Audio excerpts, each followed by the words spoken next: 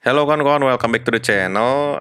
Seperti yang kita tahu, Newcastle saat ini sedang ramai banget beritanya, yaitu akan diakuisisi oleh seseorang yang kaya raya dari Saudi Arabia, yaitu seseorang yang bernama Muhammad bin Salman, yang kekayaannya itu kaya banget lah ya. Kalau gue sebut nominalnya juga, kayaknya sih lu tau lah untuk menggambarkan kekayaan dia ya. Jadi yang jelas ini tuh kayaknya tuh kaya banget gitu ya, bukan orang kaya biasa gitu, bukan seorang engineer yang baru kerja di startup terus beli handphone mahal, bukan level-level kaya yang kayak gitu, tapi kayaknya itu benar-benar kaya yang nggak ada seriesnya gitu kan. Dia tuh dari Arab. Yang gue pikirkan adalah sekarang Newcastle gimana ya, sekarang itu kan udah masuk ke zona degradasi gitu kan. Pelatihnya Steve Bruce pula gitu, nggak akan bisa bawa kemana-mana juga Newcastle. Dan gue tebak kan sih selama si Steve Bruce yang megang Newcastle ini ya mereka akan stabil di zona degradasi ya. Cuman ya dari skuadnya juga sih bukan skuad yang bagus-bagus banget gitu ya. Tapi lumayan lah, nggak termasuk, nggak sejelek Burnley lah ya, nggak sejelek Sheffield gitu kan. Ya termasuk kategori klub yang nggak begitu jelek skuadnya, tapi cukup jelek ya.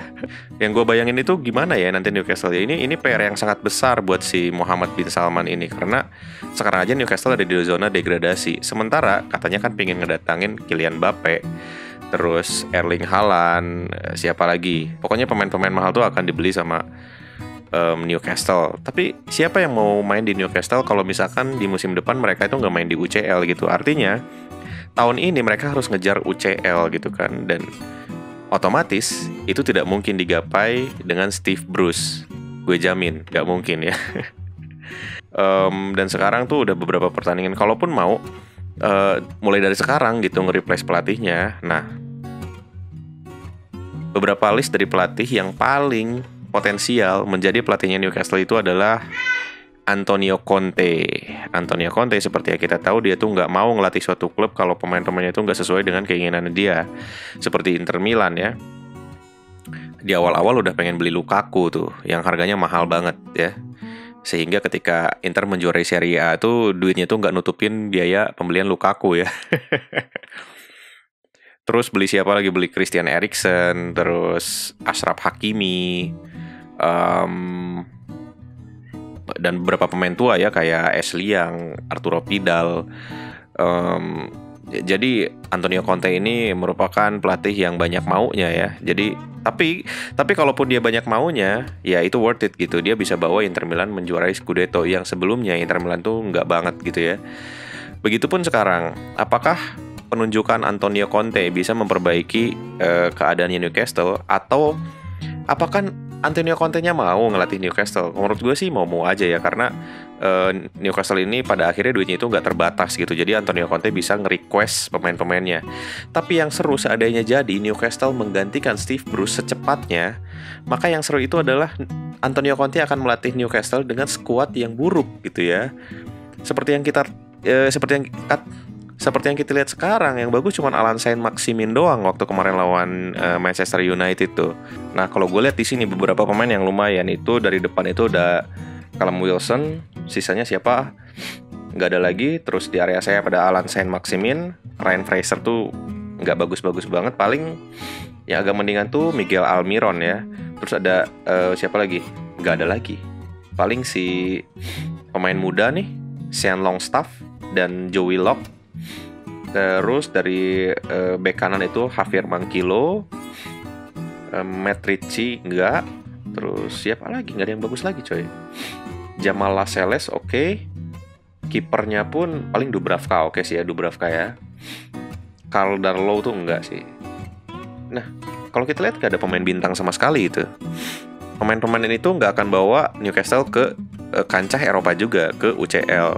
Kalau seandainya Conte mulai melatih Newcastle akhir-akhir ini gitu ya, atau mungkin 3 match ke depan langsung diganti, karena kalau dibiarkan Steve Bruce ini akan membawa terus Newcastle ke zona degradasi, bahkan stabil di situ gitu ya. Apakah mungkin diganti dulu sama caretaker gitu, tapi itu nggak cukup untuk membawa Newcastle ke zona Champions League. Nah, di sini juga gue pengen lihat nih, apakah pemain sepak bola itu benar-benar mata duitan atau memperhatikan karir juga. Mungkin ya nanti Erling Haaland didatangkan ke Newcastle, gak apa-apa deh, gak masuk UCL, yang penting gajinya gede banget gitu ya. Atau Mbappe gak apa-apa juga deh, gak masuk UCL, yang penting gajinya gede banget. Apa segitunya pengen digaji gede sehingga mengabaikan berkarir di UCL gitu. Jadi kita lihat saja di akhir musim nanti. Cuman yang gue lihat dari berita, pemain yang diprioritaskan untuk dibeli itu adalah Philippe Coutinho dan Richarlison dari Newcastle. Kalau itu sih cukup valid ya, cukup masuk akal ya pembelian pemain-pemain itu, karena kan Philippe Coutinho semenjak dibuang, nggak dibuang sih, dibeli sama Barcelona dengan harga selangit. Dengan harga selangit dan gak jadi apa-apa juga, terus gak kepake juga kan di Barcelonanya. Dilihat musim ini juga sama Koeman gak kepake-pake banget, dimainin juga gak bagus-bagus banget. Entah Koemannya yang labil atau gimana, udah dikasih kesempatan ditarik lagi, kasih kesempatan tarik lagi gitu ya, kasihan gitu. Dia tuh butuh kayak waktu James Rodriguez di Everton gitu, dikasih kepercayaan yang tinggi gitu kan.